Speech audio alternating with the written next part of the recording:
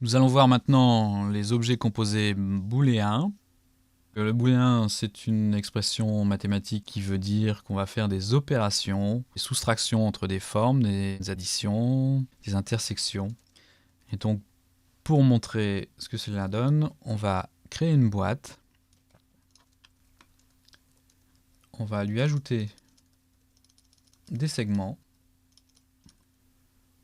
Puis on va créer une sphère au-dessus. Cette sphère, on va la placer de manière à ce qu'elle entre en collision avec la boîte et, par exemple, avec un angle. Donc maintenant, on va faire une opération booléenne entre les deux.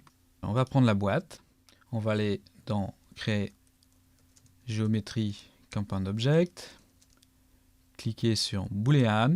Alors attention, une fois qu'on clique sur Boolean, la boîte n'est plus une boîte, c'est devenu une booléenne. Alors il faut faire attention, c'est que si vous avez oublié ça et que vous refaites un clic sur Boolean, vous allez créer une booléenne à partir d'une booléenne. Donc il faut faire attention de ne pas cliquer plusieurs fois sur le bouton Boolean.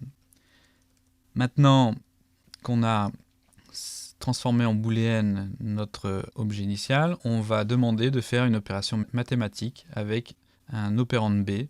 On va faire pick opérande B. Donc l'opérande A, c'est la boîte, et l'opérande B, ça sera la sphère. Donc on clique sur la sphère, et automatiquement, par défaut, il me fait comme opération booléenne une soustraction de A, la boîte, moins B, la sphère. On peut demander à faire une union. Donc on est à A plus B, et on est dans un objet unique composé de ce qui était avant deux objets, la boîte et la sphère.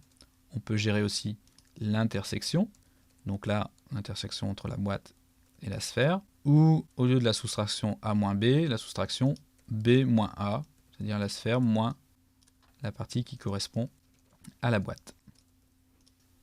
Je vais plutôt prendre en standard A moins B, donc voilà ce que ça donne. Alors, les booléennes ont une très mauvaise réputation. En effet, c'est pratique, ça permet de modéliser quelque chose d'assez complexe, de faire un trou par exemple, rapidement. Mais il faut savoir que les booléennes arrivent vite à leurs limites et créent des défauts au niveau de la surface de l'objet, notamment les zones qui s'intersectionnent. On peut le voir lorsqu'on fait un rendu. On a très vite des petites facettes qui apparaissent, des petits défauts, dès la première booléenne.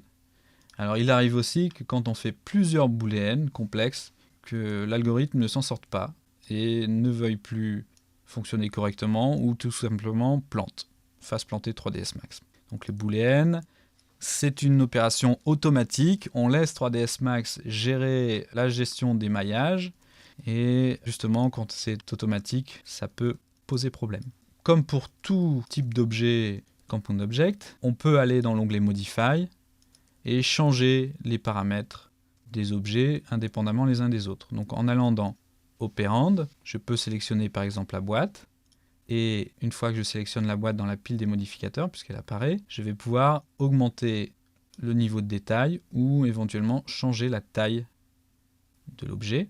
Là on voit qu'à certains moments, 3ds Max arrive à ses limites et crée des défauts.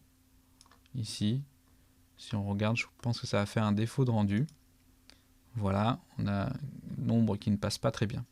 Et c'est là justement les problèmes des booléennes. Donc je peux prendre l'autre opérande, la sphère, et maintenant aller dans la pile des modificateurs dans ses paramètres. Alors si je désactive, ça ne fonctionne pas. Voilà, je la prends maintenant. Voilà, je la déplace. Et c'est si je veux aller dans ces paramètres, l'agrandir, augmenter le nombre de faces. Les booléennes ont évolué, parce que justement elles avaient mauvaise réputation, et il y a eu un plugin qui s'appelait ProBoolean, qui a eu un grand succès et qui avait pour vocation de faire les booléennes de manière bien plus efficace que les booléennes intégrées à 3ds Max. Au final, ce plugin a été racheté par Autodesk et intégré à 3ds Max.